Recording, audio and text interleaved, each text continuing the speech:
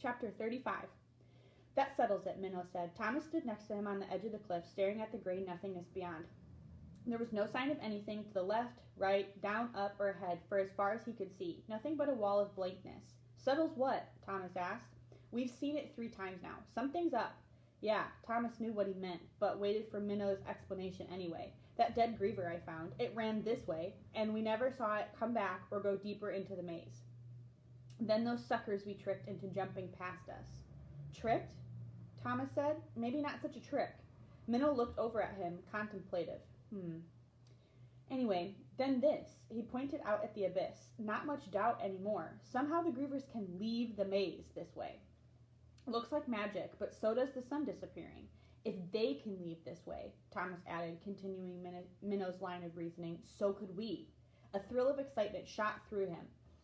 Minnow laughed. There's your death wish again. Want to hang out with the grievers? Have a sandwich, maybe? Thomas felt his hopes drop. Got any better ideas? One thing at a time, Greenie. Let's get some rocks and test this place out. There has to be some kind of hidden exit. Thomas helped Minnow as they scrambled around the corners and crannies of the maze, picking up as many loose stones as possible. They got more by thumbing cracks in the wall, spilling broken chunks onto the ground. When they finally had a sizable pile, they hauled it over right next to the edge and took a seat, feet dangling over the side. Thomas looked down and saw nothing but a gray descent. Minnow pulled out his pad and pencil, placed them on the ground next to him. All right, we got to take good notes and memorize it in that shuck head of yours, too. If there's some kind of optical illusion hiding an exit from this place, I don't want to be the one who screws up when the first shank tries to jump into it. That shank ought to be the keeper of the runners, Thomas said, trying to make a joke to hide his fear. Being this close to a place where grievers might come out at any second was making him sweat.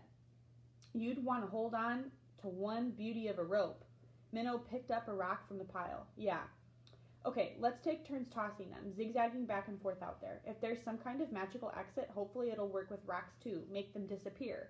Thomas took a rock and carefully threw it to their left, just in front of where the left wall of the corridor leading to the cliff met the edge. The jagged piece of stone fell, then disappeared into the gray emptiness. Minnow went next. He tossed his rock just a foot or so farther out than Thomas had. It also fell far below. Thomas threw another one, another foot out, then Minnow. Each rock fell to the depths. Thomas kept following Minnow's orders. They continued until they'd marked a line reaching at least a dozen feet from the cliff, then moved their target pattern a foot to the right and started coming back toward the maze. All the rocks fell. Another line out, another line back, all the rocks fell. They threw enough rocks to cover the entire left half of the area in front of them, covering the distance anyone or anything could possibly jump. Thomas's discouragement grew with every toss until it turned into a heavy mass of blah. He couldn't help chiding himself. It had been a stupid idea. Then Minnow's next rock disappeared. It was the strangest, most hard-to-believe thing Thomas had ever seen. Minnow had thrown a large chunk, a piece that had fallen from one of the cracks in the wall. Thomas had watched, deeply concentrating on each and every rock. This one left Minnow's hand, sailed forward, almost in the exact center of the cliff line, started its descent to the unseen ground far below. Then it vanished, as if it had fallen through a plane of water or mist. 1 second there, falling, next second, gone. Thomas couldn't speak. We've thrown stuff off the cliff before, Minnow said. How could we have ever missed that? I never saw anything disappear. Never. Thomas coughed. His throat felt raw. Do it again. Maybe we blinked weird or something. Minnow did, throwing it at the same spot, and once again, it winked out of existence. Maybe you weren't looking carefully other times you threw stuff over, Thomas said. I mean, it should be impossible. Sometimes you don't look very hard for things you don't believe will or can happen. They threw the rest of the rocks, aiming at the original spot and every inch around it. To Thomas's surprise, the spot in which the rocks disappeared proved only to be a few feet square. No wonder we missed it, Minnow said, furiously writing down notes and dimensions, his best attempt at a diagram. It's kind of small. The grievers must barely fit through that thing. Thomas kept his eyes riveted to the area of the invisible floating square, trying to burn the distance and location in his mind, remember exactly where it was. And when they come out, they must balance on the rim of the hole and jump over the empty space to the cliff edge. It's not that far. If I could jump it, I'm sure it's easy for them. Minnow finished drawing, then looked up at the special spot. How's this possible, dude? What are we looking at? Like you said, it's not magic. Must be something like our sky turning gray, some kind of optical illusion or hologram hiding a doorway. This place is all jacked up. And, Thomas admitted to himself, kind of cool. His mind craved to know what kinds of technology could be behind it all. Yeah, jacked up is right. Come on. Minnow got up with a grunt and put on his backpack. Better get as much of the maze run as we can. With our new decorated sky, maybe other weird things have happened out there. We'll tell Newt and Albie about this tonight. Don't know how it helps, but at least we know now where the Shuck Grievers go. And probably where they come from, Thomas said as he took one last look at the hidden doorway, the Griever Hole. Yeah, good a name as any. Let's go. Thomas sat and stared, waiting for Minnow to make a move. Several minutes passed in silence, and Thomas realized his friend must be as fascinated as he was. Finally, without saying a word, Minnow turned to leave. Thomas reluctantly followed, and they ran into the dark gray maze. Thomas and Minnow found nothing but stone walls and ivy. Thomas did the vine cutting and all the note-taking. It was hard for him to notice any changes from the day before, but Minnow pointed out without thinking about where the walls had moved. When they reached the final dead end and it was time to head back home, Thomas felt an almost uncontrollable urge to bag everything and stay there overnight. See what happened. Minnow seemed to sense it and grabbed his shoulders. Not yet, dude. Not yet. And so they'd gone back. A somber mood rested over the glade, an easy thing to happen when all is gray. The dim light hadn't changed a bit since they'd woken up that morning, and Thomas wondered if anything would change at sunset either. Minnow headed straight for the map room as they came through the west door. Thomas was surprised. He thought it was the last thing they should do. Aren't you dying to tell Newt and Albie about the Griever Hole? Hey, we're still runners, Minnow said, and we still have a job. Thomas followed him to the steel door of the big concrete block, and Minnow turned to give him a wan smile. But yeah, we'll do it quick so we can talk to them. There were already other runners milling about the room, drawing up their maps when they entered. No one said a word, as if all speculation on the new sky had been exhausted.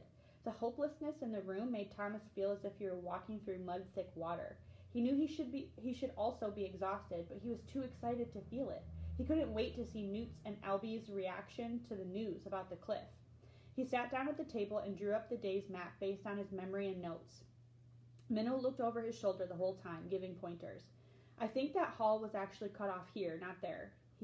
And watch your proportions, and draw straighter, you shank. He was annoying but helpful, and 15 minutes after entering the room, Thomas examined his finished product. Pride washed through him. It was just as good as any other map he'd seen. Not bad, Minnow said, for a greenie anyway.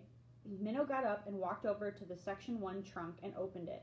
Thomas knelt down in front of it and took out the map from the day before and held it up side by side with the one he'd just drawn. What am I looking for? He asked. Patterns. But looking at 2 days' worth isn't going to tell you jack. You really need to study several weeks. Look for patterns, anything. I know there's something there, something that'll help us. Just can't find it yet. Like I said, it sucks. Thomas had an itch in the back of his mind, the same one he'd felt the very first time in this room. The maze walls moving, patterns, all those straight lines. Were they suggesting an entirely different kind of map? Pointing to something? He had such a heavy feeling that he was missing an obvious hint or clue. Minnow tapped him on the shoulder. You can always come back and study your butt off after dinner, after we talk to Newt and Albie. Come on. Thomas put the papers in the trunk and closed it, hating the twinge of unease he felt. It was like a prick in his side. Walls moving, straight lines, patterns. There had to be an answer. Okay, let's go. They just stepped outside the map room, the heavy doors clanging shut behind them, when Newt and Albie walked up. Neither one of them looking very happy. Thomas's excitement immediately turned to worry. Hey, Minnow said, we were just... Get on with it, Albie interrupted. Ain't got time to waste. Find anything? Anything? Minnow actually recoiled at the harsh rebuke, but his face seemed more confused to Thomas than hurt or angry. Nice to see you, too. Yeah, we did find something, actually. Oddly, Albie almost looked disappointed. 'Cause this whole Shuck place is falling to pieces. He shot Thomas a nasty glare as if it were all his fault. What's wrong with him? Thomas thought, feeling his own anger light up. They'd been working hard all day, and this was their thanks? What do you mean? Minnow asked. What else happened? Newt answered, nodding toward the box as they did so. Bloody supplies didn't come today. Come every week for 2 years, same time, same day, but not today. All four of them looked over at the steel doors attached to the ground. To Thomas, there seemed to be a shadow hovering over it, darker than the gray air surrounding everything else. "Oh, we're shucked for good now," Minnow whispered, his reaction alerting Thomas to how grave the situation really was. "No sun for the plants," Newt said. "No supplies from the bloody box. Yeah, I'd say we're shucked, all right." Albie had folded his arms, still glaring at the box as if trying to open the doors with his mind. Thomas hoped their leader didn't bring up what he'd seen in the changing, or anything related to Thomas for that matter, especially now. "Yeah, anyway," Minnow continued, "we found something weird." Thomas waited, hoping that Newt or Albie would have a positive reaction to the news, maybe even have further information to shed light on the mystery. Newt raised his eyebrows. "What?"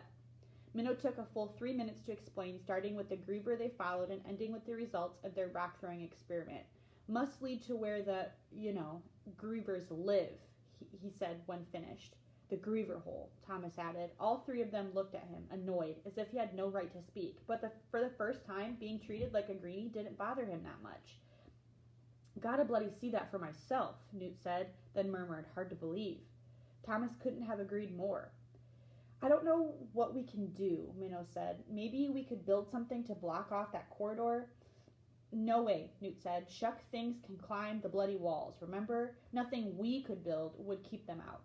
But a commotion outside the homestead shifted their attention away from the conversation. A group of gladers stood at the front door of the house, shouting to be heard over each other. Chuck was in the group, and when he saw Thomas and the others, he ran over. A look of excitement spread across his face. Thomas could only wonder what crazy thing had happened now. "What's going on?" Newt asked. "She's awake!" Chuck yelled. "The girl's awake!" Thomas's insides twisted. He leaned against the concrete wall of the map room. The girl who spoke in his head. He wanted to run before it happened again, before she spoke to him in his mind, but it was too late. "Tom, I don't know any of these people. Come get me. It's all fading. I'm forgetting everything but you. I have to tell you things, but it's all fading."